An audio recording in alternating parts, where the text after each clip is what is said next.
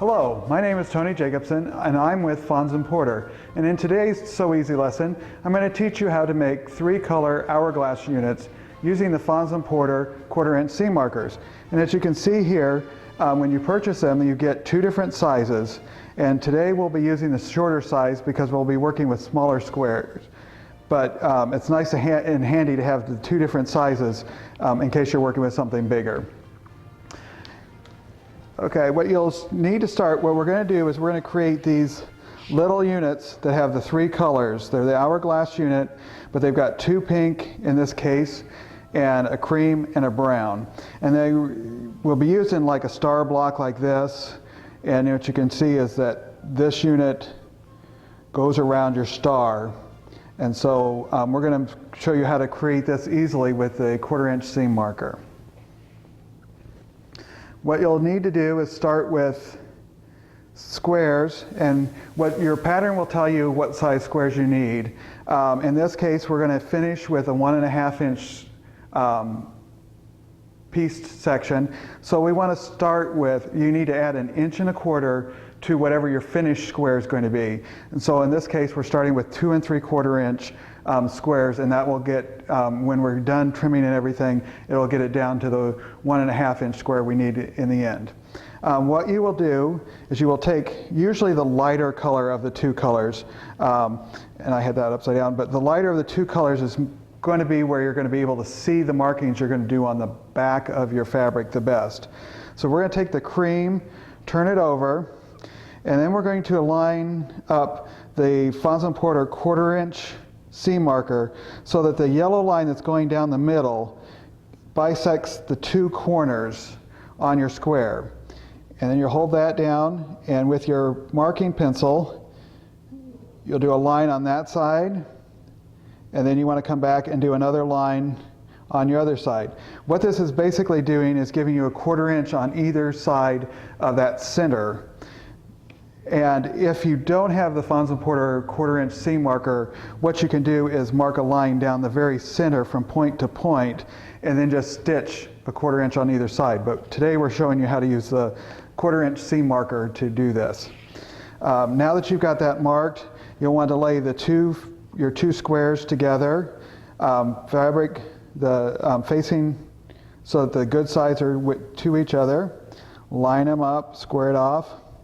Then what you do is you take it over to the sewing machine, and you're just going to stitch on those lines that you just drew. So you just stitch on that line first. I'll cut my thread. Okay. Then you just turn it around and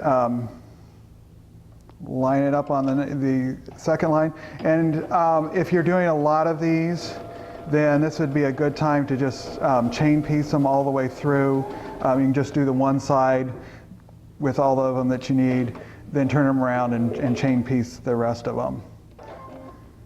So now this is what we've got, is we've got a unit where we've stitched on the either side, or on the lines that we've drawn. So now what we're going to do, I'll put on my klutz glove,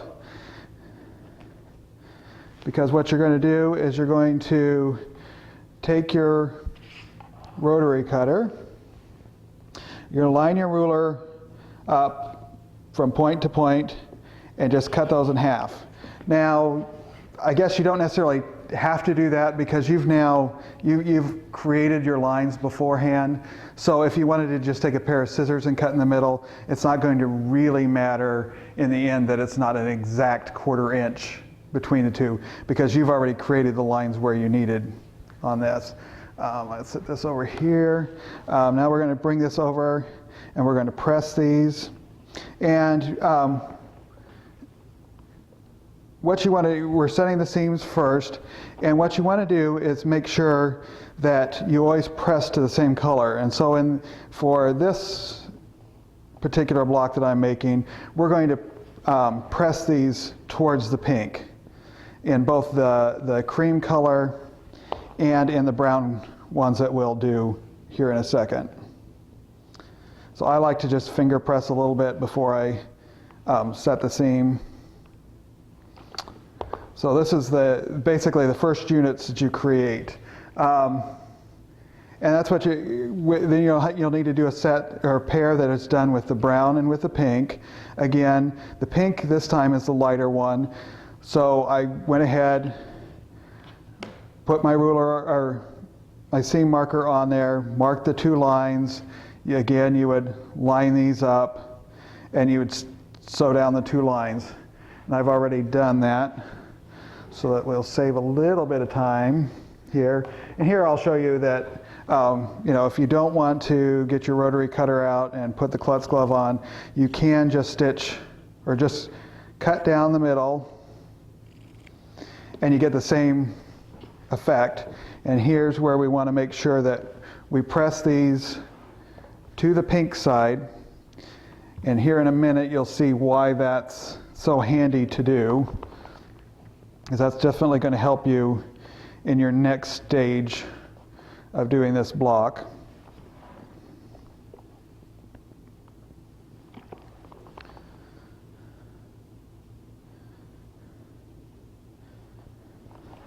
And some people will finger press, some people don't. It's really up to what you want to do. Now that you've got these pieces, we're going to do the same thing we did with our plain squares earlier. We're going to turn one of these over. I'm choosing to do the pink and cream ones because they're going to be lighter. They're going to show the lines that you're going to draw better. So again, we want to put the ruler or the seam marker so it's perpendicular to the line that you sewed before.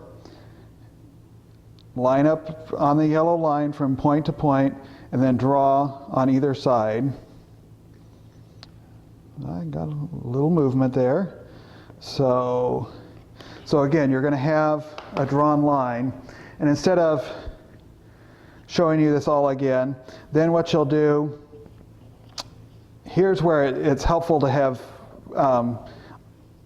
press these both to the pink, because what you need to do is you need to line it up so that pinks are on the opposite side of these squares. And as you're doing this, what you'll find is that now, because you've press them both to the pink, it locks in there nicely. You've got your seams, as they're in there, get it locked in there nicely so that it'll stay put as you're doing your next step, which is, again, we're just lining these up. You've got your lines again. You'll stitch your lines like I've already done with this one. And once you have those lines stitched, again, you can come in. You just cut these apart right in the middle of your stitching. And I got a little off there, but it will not affect the square that you're going to end up with, because you've already taken care of where the placement of the lines are going to be. And so now we'll just give it another press, and this will get you your unit that you need. So and it really doesn't necessarily matter which direction at this point that you press. And you see that when you do this, it lines up beautifully in the middle. And now what you can do is take your scissors and get rid of your little dog ears off your units. So get those out of the way. And now you have your 3-color hourglass unit. And so you can make blocks like this star. In this one we would need to make 4 units and then add solid squares with it, and that would make a beautiful block. So that's how you do a 3-color hourglass unit using the Fons & Porter 1/4" seam markers. I hope this has been helpful for you. Please check back at fonsandporter.com for other Sew Easy lessons that might be helpful in your piecing, and happy quilting!